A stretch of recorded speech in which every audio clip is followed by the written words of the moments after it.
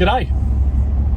Sunday, in the F-truck, heading to the yard to continue on the job of the idea I've had of recreating the desto rolls, what you UK guys call destination blinds.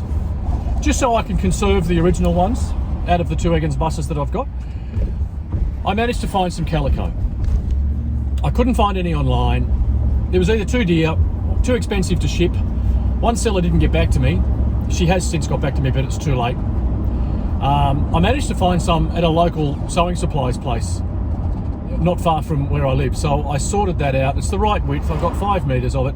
And last night on the lounge room, I laid it out over the top of one of the damaged rolls to see how this is going to work. So what I'm going to do is, as you can see there with the via, I'm going to trace the letters, each desto, and then transfer those letters onto some white vinyl, cut those letters out, stick them onto my new piece of calico, and then paint the calico black. Then this morning I got everything else ready. I'm going to make another one of those school bus signs, so I got all that stuff laid out on the kitchen table this morning. This is the calico. So this is the roll that I'm about to have a play with. This is for the bottom roll in the bus. This is the top roll, which is longer. Vinyl, carbon paper, tracing paper. And as you can see here, I have managed to find some more letters.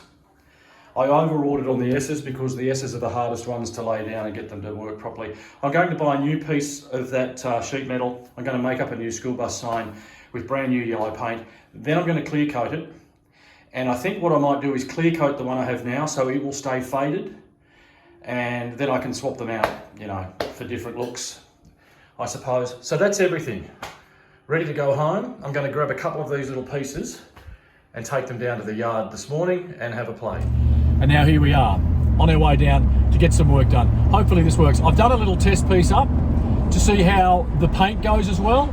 I don't know if the paint will bleed in to the calico and make the edges not sharp. I might have to roll the paint on. I might have to use some sort of really thick paint like a chalkboard paint or something. Anyway, we'll find all that stuff out. I'm nearly here. Let's get going. Let's get stuck in. Welcome to another episode of Steve Stuff.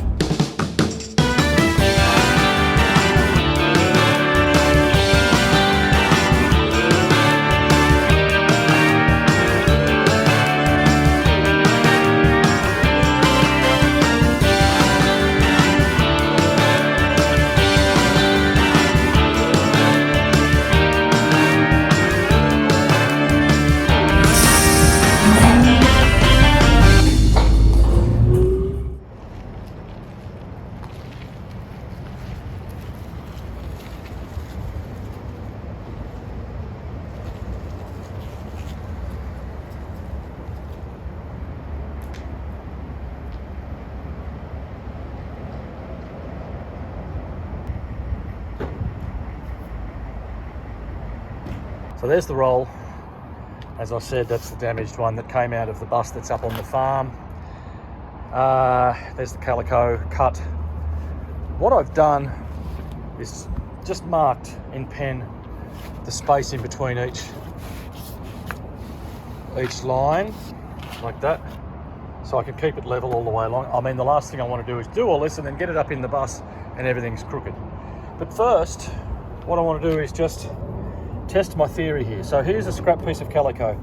Here's a piece of that white vinyl that I have cut. I'm going to paint that now with just some spray paint in black and see what happens. See if it bleeds down into there or if the line actually stays nice and sharp. Just regular spray paint. See what happens.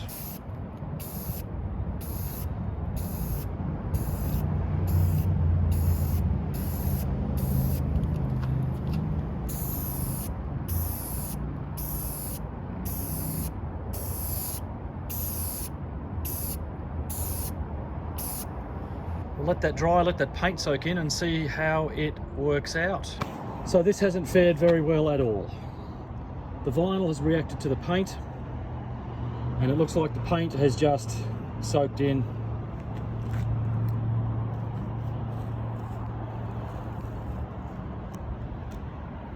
Fail. Bugger. All right, plan B. I don't know what that's going to be. I might cut another piece of vinyl, put it on this side and try it with a different paint. Maybe that Rust-Oleum's got something in it that the vinyl didn't like. But still, the paint soaking in like that isn't good. Righto, a little bit of vinyl in there. Just a cheapie, flat black enamel.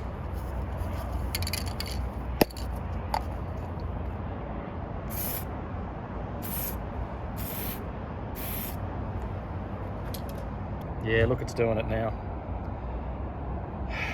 Damn it. Now, I've ripped that off before it got too bad. That's held its shape, the line pretty good. There's a bit of smudging there. That's from the last time. So maybe it is an idea about getting quick drying paint. Paint it, peel it straight off.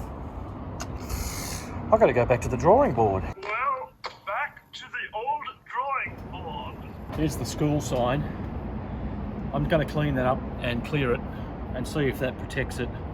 Also, while I'm here, I'll measure it so I can go and buy, I think it's 30 by 60, 300 by 600 mil, and it just looks like it's aluminium. Buy another piece of that and make another one of those. Probably do that while I'm up home. I've just put a coat of that on there, and sadly I'm starting to see a little bit of crow's feeding, so I'm not sure. I can't remember what kind of paint that is.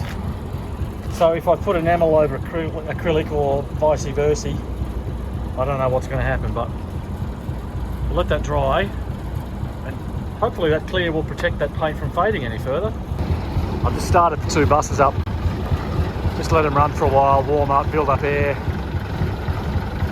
The Merlin was a little bit hard to cold start. It's showing, it's charging 28 volts or 26 volts, but I think the batteries, because it's winter, it's been cold, you know how batteries get. So I might chuck the charger on those for a little while. That's if the charger's here. I have a feeling it may be in the shed back at the apartment. But I'll just let them run for a bit longer. I can't get them out because they're jammed in at the front, and there's another fella over further who's got his coach out. Okay, that's turned out okay. It was a satin clear, it's not a gloss. So as you can see, a little bit of that there, but not much. And I think that probably wasn't the paint. That might have been because I gave it a clean and a wipe beforehand. Maybe I didn't wipe it. There's a bit there. But for what that is, sitting on front of the bus, that's okay. Oops, fingerprints in the paint. So I'll leave that sit there and set a bit more, and now I know I can build another one, put new paint on it and clear it as well, and it'll hopefully protect it. Not gonna lie, I'm a bit stumped, and that's brought the afternoon's work to an end. Can't do anything. There's no point going on and tracing letters and stuff into that vinyl if I can't get the vinyl to work. I'm going to experiment with some different kinds of paint. You know, you can get potbelly stove paint and blackboard paint even, and see if brushing or rolling has a better effect on the vinyl, or if I can find a paint that the vinyl doesn't react to. So I've just got the battery charger on the Merlin battery at the moment, one of them, because it was a little bit and I'll put my thinking cap on and my drinking cap and work out my next move, which will probably not be until I get up home. So this is probably going to be a video that takes a few weeks to shoot. Not sure when I'll see you next, but until then. I shouldn't be doing this. I'm just at home and I just bought this water-based paint. I've got a little empty egg carton here on my clothes hanger out on my balcony. I'm about to go to work, but I just want to put some paint on this and see if it reacts with that vinyl. What I'm looking for is to see how quickly it dries, how it reacts with the vinyl, and also what sort of edge it leaves me on the calico. It's actually, the calico is puckering up a little bit. So I'll take this inside, and thank you to David Wilson from the Bus Museum. He gave me this idea with the water-based paint. Sorry about the state of my balcony. I had some pots fall over the other day and they smashed. We've just been smashed by bad weather here the last week or so. Anyway, let's take this inside, let it dry, and reveal. That's 20 minutes. It's kind of touchish dry. What we can see is a little bit of reaction, but it all seems to be still stuck down. So because I've only got one hand to work with here, I'm just going to stop the camera and start to peel this back and see what happens. I've managed to get a little bit up there, so... Okay, we might have found our solution here. If I can just hold that with my little finger while I continue to pull. Okay, there's a bit of an issue there. See that? Not perfect. A is now off the calico. That's a pretty good result. So I've bought more of that vinyl. Luckily, now I know that it's not going to be wasted. I think we can do this. If the weather's good to me this weekend, I'll have a go at this. If not, I'll wait till I go home next weekend. Finally finished work for the week. So I've got a week to go before I go home. This time next week I should be halfway there, hopefully. So I'm at the yard, I'm on the decker, and I've come upstairs because I need to take that bulkhead out, that one there, get down on my belly and take the bottom roll out of this bus. It's a bit of a pain, not so much taking it out's easy. It's putting it back in, getting all the screws, it's only 14 screws, but getting them all lined in, they're going to captive nuts that are a bit loose. Right, so that's out. Now comes the difficult part. So here's the bottom roll here. Right, down there, there's a stay pole. Can you see that? That just pops out. And there's one at the top as well. They're just guide poles to make the to keep it taut. So they just pop out, and then the two bars should pop out as well. He's hoping. Now I remember. This one was really badly torn, so I cut it off at Wingham Road. I wonder what I did with the rest of this, because, and here's another thing, the roll in 1138, in 1101, has Chatham spelt incorrectly, C-H-A-T-A-M. And in the photos of this bus back at Egan's Depot, you can see clearly that Chatham's spelt wrong. On all the others I've seen, including the roll I have at home, Chatham is spelt correctly. So what I was going to do was put Chatham correctly and Chatham incorrectly. So when I'm feeling like I want to be, era specific, I can have Chatham spelt incorrectly on 1101. And now that's got me wondering where I've put the rest of this roll. And yeah, I thought I heard something tear. See how flimsy and fragile that is. So that's, I'll pop a bit of tape on that.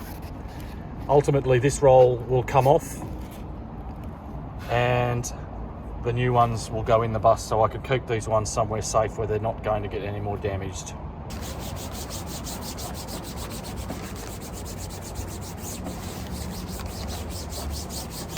It's all red lightning ridge dust. That's crazy. I can't remember what it was resting on the whole time it was sitting up there, what rolls it was resting on. I'll see if I can find a photo. Better than a photo, this is video of the day we brought it down from Scone, and that clearly shows Hannam Vale via a misspelled Chatham. Next morning, beautiful weather, back down at the yard. Someone's getting work done on their bus. F-150 doing what it should be doing, and rolls ready to go. So what I'm going to do here today is trace both the rolls. It's a little bit of a breeze, not too much, but it could prove troublesome. So trace each and every one of these.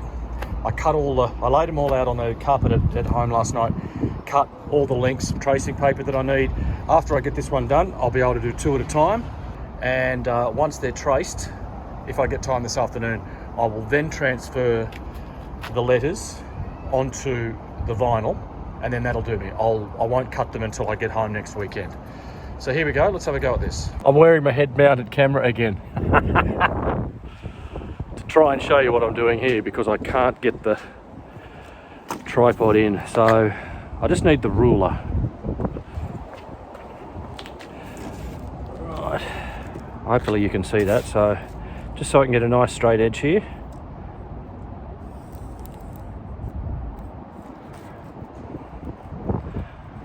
I can already tell this is going to take forever, and it's not going to be good for my back, so I might see if I can find a seat. And sorry if you can hear wind noise and can't see what I'm doing.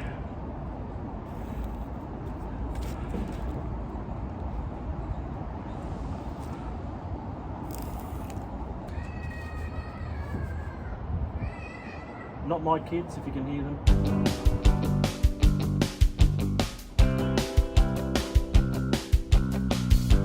In case you're wondering, Hannam Vale is a little village north of Taree, about halfway between Taree and Port Macquarie. And fun fact, the Hannam Vale bus is the first one out of the depot every day, and usually the last one in of all the school buses.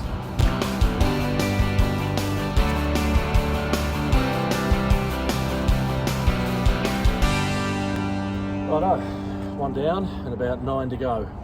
And then all of the via roll as well. Another 2 done, so now I can use the full width of the roll.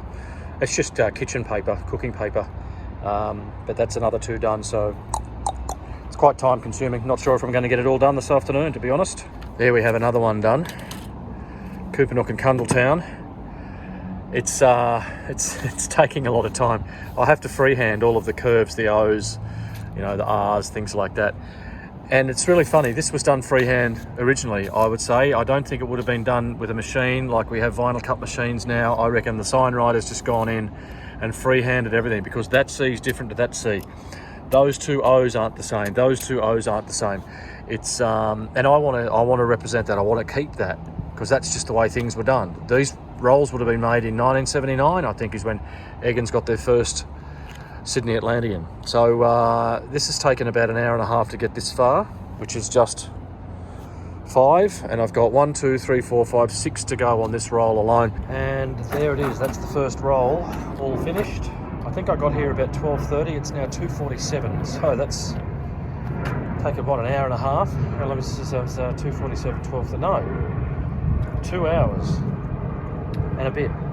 So I'm not sure if I'll get the other roll finished before it gets dark, but we'll make a move on it. Just before I roll this up, something I'm going to do differently than Eggins did is I'm going to put these on alphabetically. I'm not going to replicate it like this. Alphabetically is the way to go. I think that's the way, I'm pretty sure that's the way the government bus rolls were, because then you know where you are. So if you want Blackhead, it's going to be first. So this would go something like Blackhead, Charter, Coopanook, Cundletown, then what's next? Foster, and then Hannam Vale, Harrington, Old Bar, School Bus, Taree, Wingham. And then, you know, if you get in the bus and you want to put Wingham up, it's going to be the last one on the roll. So that's how I'm going to do this when I make the new ones. Getting there on the via roll. 1, 2, 3 more, actually 3, 2.5, because I don't need to do the Wingham. I did that on the other roll. But as I suspected, the sun's already starting to go down, and I've got to knock this over pretty fast, otherwise it'll be dark. And that's a wrap. Pack it up, getting dark. I guess the next time I see you, I'll be up at home continuing this job. Until then.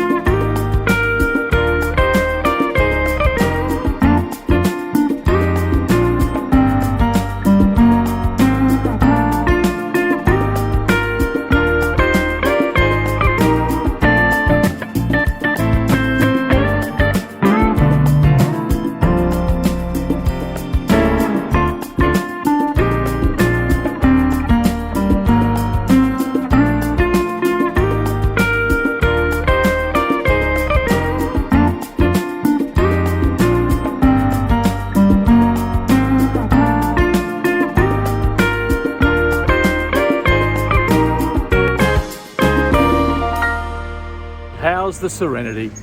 I made it. Well, Serenity until the tractor gets close. So got up last night, and I wasn't going to tell you about this, but something happened on the way up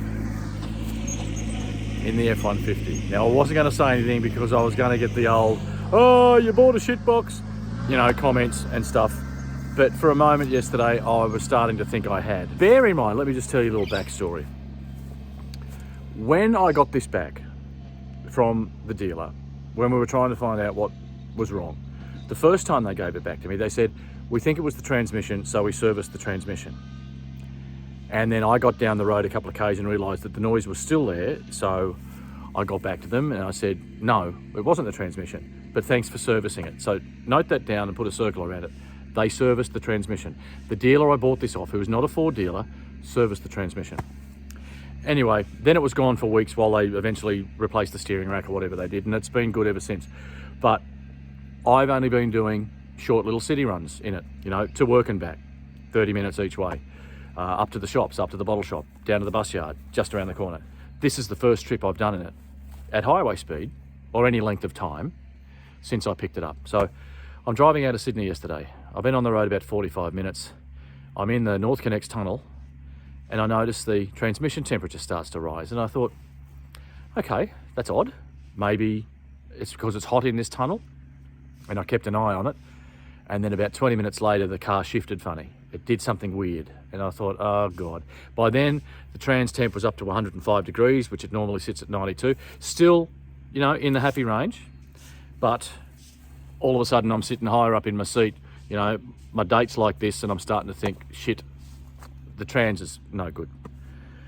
So I kept going, and I was supposed to meet a friend of mine halfway between here and Sydney, in a place called Beresfield. Just before I got there, I was worried that I'd pull up to a stoplight and then the gearbox wouldn't shift. It was okay, it was travelling along okay, it cooled down a bit. So by now it's sitting at 100, 101, but still higher than ever I've seen it. Just before I got to where the traffic lights are, I pulled into I come off the freeway into a kind of a little town, so that if anything happened, I wasn't blocking anybody. And as soon as I opened the door, I could smell burning ATF. Down under the car, it is everywhere. It's all up underneath the chassis, it's all up the back on the tailgate, and it's dripping down from the transmission. I think, I've blown a hose. What am I going to do? I'm 6 k's away from where my friend is waiting for me, so I thought I'll risk it and I'll get to him. I got to him, he's got a mechanical mind, we put our heads together, we had a look at it, I YouTubed a few things, looking for the dipstick, thinking if I've dropped all my fluid, maybe I can top it up and limp home. By now I'm about 130 k's away from home. The more we looked into it, the more it started to look like an overfill. Here is the bottom of the transmission. This is a transcooler. This was all loose. Loose to a point where I'm thinking, that's that phantom rattle I can hear every now and then I hit a speed bump. And I'm wondering, you got to remember, this is covered in ATF. It's everywhere. And I thought maybe it's rattled and one of these cooler lines has gone, because it's all up under here, it's all over the exhaust, it's all over, well, all the way up the back. It was dripping off the diff and it sprayed all up onto the tailgate. I'm surprised no one behind me came up and said, hey mate, you're spraying oil all over everybody. Found the dipstick, which is that there. I can get my finger on it. See that thing with the hex head on it? That's the dipstick. So we looked at each other and said, well, the amount of fluid that's out, the transmission must be empty. So I got the dipstick out and the transmission's full. So we did more Googling. Overfilling a transmission, the symptoms are what I was experiencing. Overheating, erratic shifting, and over a prolonged period would cause damage. The F-150 10-speed gearbox has a vent that expels excess fluid in the case of an overfill. When it starts to boil, it gets foamy and thin. So this vented all of the excess ATF out, which is what was all over the underneath of the car, was dripping out on the road. The dipstick there was ATF up to the top. Now, I've still got to check the book to find out where that should be. I've got the car parked on a level area right now. I've just checked it, it's still full. I've got to check the book. Maybe it only needs to be halfway down that dipstick, I don't know. But I said to my friend, I'm going to risk it. I think it's going to be okay. Another 130 Ks home. It's shifted better than it's shifted since I've had the car back. Beautiful and smooth. And it sat on 89 to 91 degrees all the way home. Just before I got here, I mean, I was so tense. You got to think. In my head, I'm thinking tow trucks. I'm thinking, what's a transmission worth? I've been here before, so I was tensed up. My mouth was dry. About 30 Ks out of town, I pulled into a rest stop, necked a beer, checked underneath. No more leaks, no drips. So they have serviced the transmission, obviously overfilled it.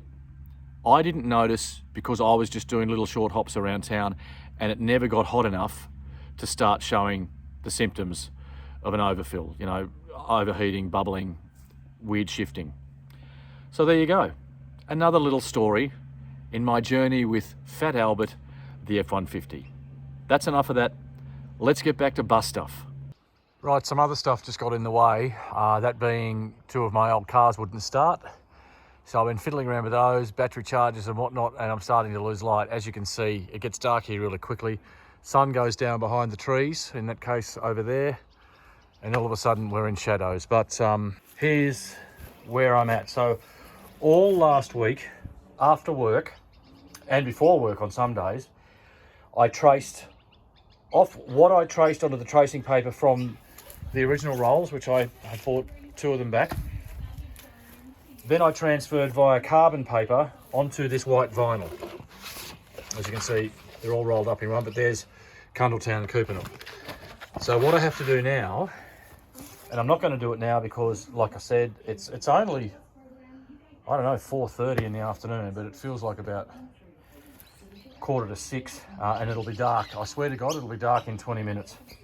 What I need to do now is all of these, there's so many of them, and it's going to take forever, cut out the individual letters, stick them on here. You can see where I've marked the lines. So the word Coopernook there, with individual letters stuck to this. Brush the black water-based paint over that. Let it dry, peel off the letters, and voila, I'll have a Desto. As you can see, there's a lot. There's 2 rolls and there's a lot of letters to cut out. Tomorrow morning I've got an appointment in town, and in the afternoon I've got to go and look out at a property for sale. So I don't know when I'll get onto this job, but when I do, you'll be with me. So it's the next day. Again, it's 2:30 in the afternoon. I'm starting to lose daylight because I've had to run around in town. Bob's still over on the tractor, and I've just cut out one word, the word blackhead, because I'm starting alphabetically, remember? That word is in there, and I just realised I probably need to separate each word because they're in different sizes. The letters are different sizes. For like a long word, they're smaller. For a short word, they're bigger. So I'll put the whole lot into a... I hope you can't hear that song over there. I'll get in trouble for copyright. But I'll just chuck them into a Ziploc bag, mark it blackhead, and then move on to the next one. Hopefully get a couple more hours. I'll have to go and get a warmer jumper shortly. The trouble is there's big trees at the western end of the paddock, and the sun goes straight behind those about now, and that's it. It gets really cold. So I've idiot-proofed that now. I know where the word blackhead is. Well, as you can probably see behind me, the shadows are getting long. It's 4 o'clock. Sun's definitely down over behind those trees. I've been at this for an hour and a half, and I managed to get 4 words done. So I've just finished up the R on Foster. So far I've done Charter, Coopernook, Cundletown, and then that was Foster. There's no G's. The next one is H, so that'll be Harrington, Hannam Vale. So there's Hannam Vale and Harrington next. I might soldier on, see if I can't get at least one of those done now, and then I'll pack it up and see you tomorrow. I've got nothing planned in town tomorrow except just drop in and visit Dad, so I should be able to knock out a few more of these before lunch in the morning. And the midgies, there's midgies everywhere. They're starting to bite me. I've got this to keep me company. I'm good. Next day. So, old roll, proposed new roll. I bought the old rolls with me so I can get the spacing from the edges right and the spacing between the letters right. Blackhead is going first because I'm going alphabetically.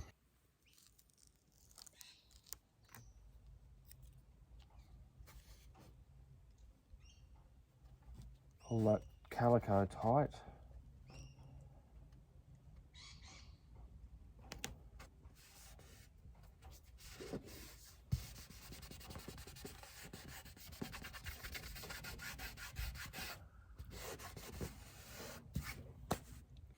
One down, 11 to go. This is taking a while, but I want to make sure, to my eye at least, they're not crooked. What I might do now is paint around these two, just to make sure we're on the right track before I go too far.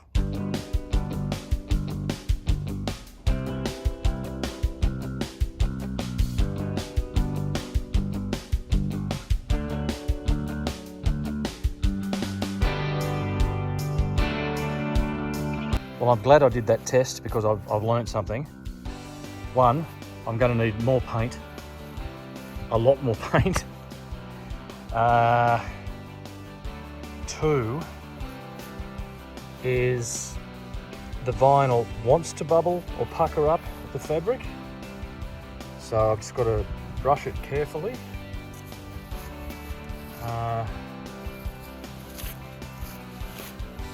But for the most part, I think that looks okay. I'll sit down now and have half a beer and let that dry and then peel those letters off and see how we look.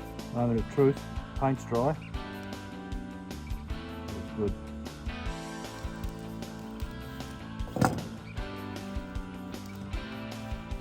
Oh, a little drip there.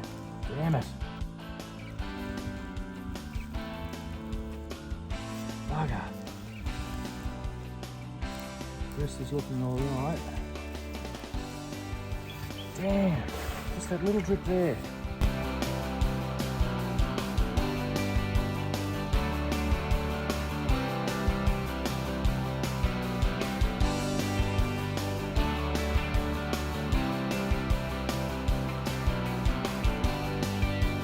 From a distance, not bad, but then you get up close and you see wobbly lines like that, drop of paint like that, same up there.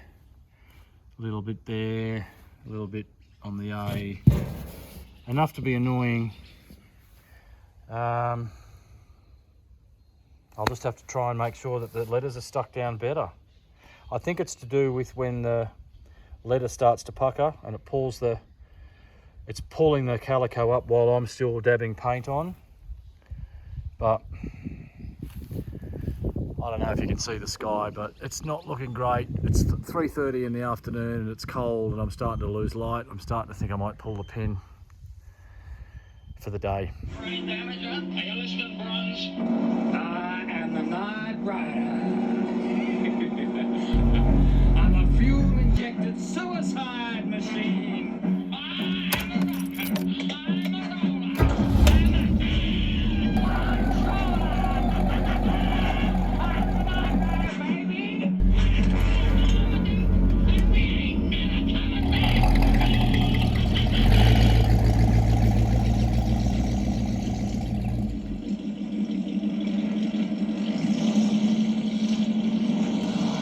Righto, back to the desto rolls. So this is the last word, last few letters of this main destination roll. I'll show you in a moment, but I've had some issues. I'm just going to have to live with it, and hopefully you won't see it. Won't be too noticeable, you know, when this is up on the bus. Your brain just sees the word.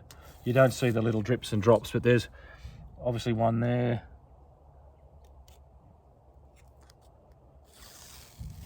There's a little bit there. I should be okay, he says. Yep. Last one. And then I've still got a whole nother roll to do, which I haven't even cut the letters out yet. I might have a go at that tonight. It's another day here. I've been busy all day in town and stuff. Got a couple of hours on this afternoon. And it's just about dark. It's 4:30-ish. So, let's have a look. As you can see, I've gone alphabetically. I've still got to come along and paint right to the edge as well. But there we go. Blackhead, Charter, Coopernook, Cundletown, Foster, Hannam Vale, Harrington, Old Bar, School Bus, Taree, and Wingham. I'm happy with it, except for certain things like the L here on Old. We're going to try and fix that up. I don't know how. It might sandpaper off, possibly. That's the biggest and the worst. There's little, imperfection there, imperfection there. For the most part, though, I think it should look good. Once it's all stretched out, I'm going to leave that to dry overnight now, and tomorrow make a start on the second roll. I started on the alphabeticizing, so via Blackhead, and then I did Chatham misspelt, like it was in 1101, and I've got Chatham correctly. But then a bloody bird came along, a peewee came along and decided to poop everywhere, so I had to clean it, and then I can't put sticky letters over the top of that while it's wet. It's raising up there. So I need to get this up into the house and in some nice warm air. First of all, though, I'll just peel off these letters. Something that has to be done at the end of these rolls is a hem. Now, originally they would have been sewn. I can't sew, so I'm going to glue. And the reason is this rod will go in there. We'll glue a hem over the top of the rod like that. And then that slides into the pole that the fabric will then wrap around. I'm going to try this now. Wait for the glue to dry and see if my cunning plan works. This one's worked nicely, and I can pull this rod out here. If I can film and see that, so it's not sticking. Just to make sure that that doesn't stick, because if that's poking out too far one end, it won't roll up inside the mechanism in the bus. But it's hard to film and hold the camera and pull the rod out at the same time. So we're going to do this side, but we've got a feeling this end isn't level. I'm just going to trim it up. Now that's kind of touch dry. Got bits of glue all over my hands. What I'm doing here is just pulling that rod through so it doesn't stick, and it leaves a nice little void in there for that,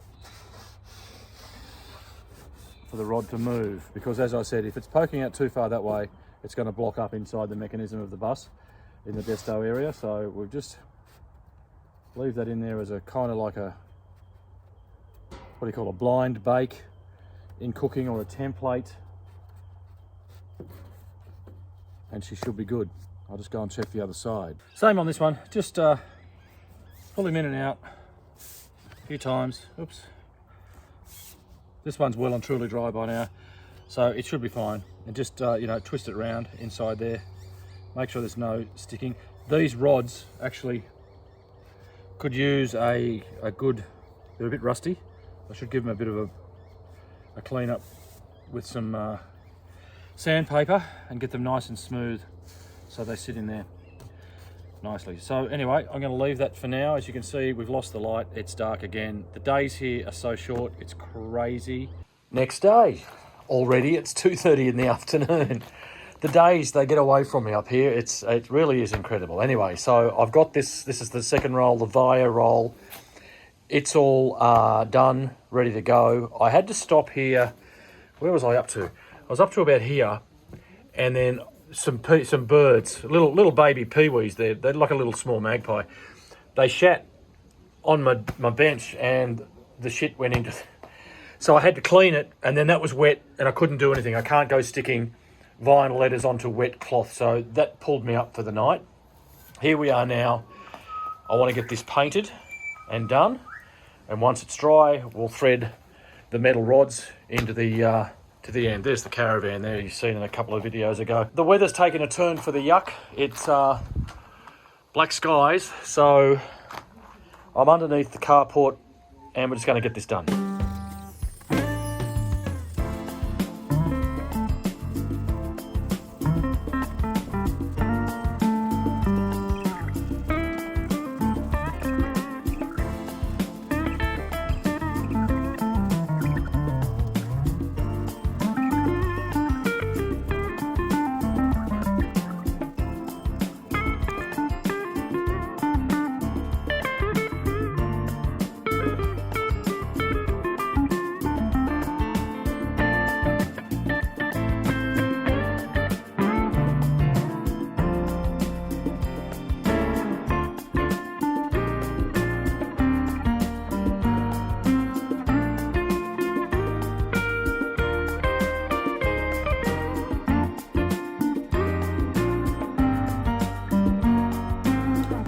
Luckily I bought a second tin, thinking I was probably going to run out. Yep. And that's all it is, by the way, just water-based, satin black.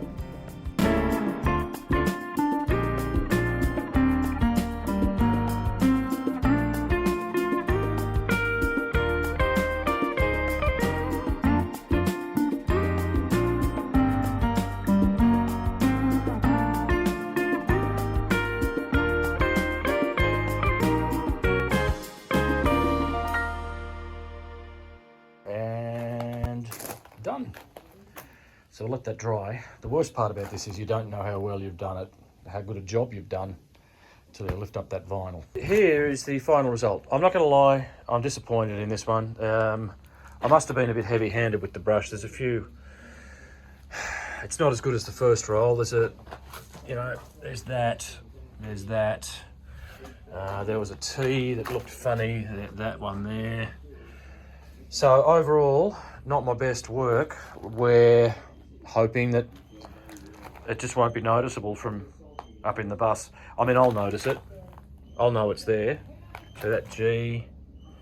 Anyway, all I've got to do now is just do the hems at the end, get those metal rods in, and I'll hang them up. Just about to put the rod in, and I gave it a sand, so it's easier to get in and out, and it's not going to stick because the other ones had surface rust on them. So I'll pull them out and give them a sand as well. There's that other job over there I might get to this afternoon as well. Righto, pretty much the last job on this roll is to get it into the spindle. See the little notch out there? That's what that little rod feeds into and holds everything nice and taut. So can you see? Yes, you can. There we go. So I'll just pop that in there, pull that tight, and then just let him slide all the way along, not tearing anything as we go, like so. And that's that. So then just chuck the ends on. And these are what guide it in the mechanism that's on each side of the actual destination box in the bus. I'll hang that up. I'm not going to roll it up yet because that paint doesn't feel quite right yet. It might crack. I'll hang them up out on the clothesline. Just one last little job on this one. I've got to paint the black all the way to the edges.